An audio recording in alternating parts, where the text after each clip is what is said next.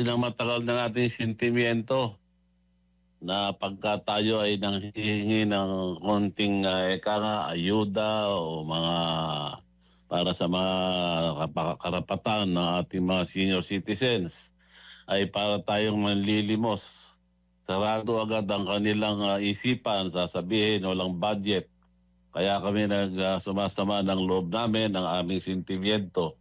Pagka ito mga flood control, infrastructure na proyekto, yan ay pinaghahandaan. Walang eka nga, katanggi-tanggi ang mga gumagawa ng ating budget, lalo-lalo na ang ating DBM. Pagka meron na kami ipinasa na panukala na panukalang batas para sa ating mga senior citizens, ang sarado ang kanilang isipan. Sasabihin, walang pondo. Kamukha nitong ating universal pension. Nung ang aming panukala ay 1,000, ang sabi nila ay walang pondo. Nung gawin namin 500 na lamang para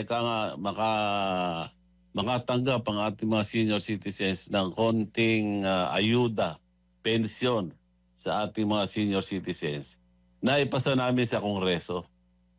Pagdating sa Senado, sinabi wala na naman pondo. Hindi ito napag-usapan sa plenary. Basta walang pondo, sarado. Hindi man lang binigyan ng pansin, pinag-aralan. Kaya walang nangyari rin sa ating Universal Pension Act na inakyat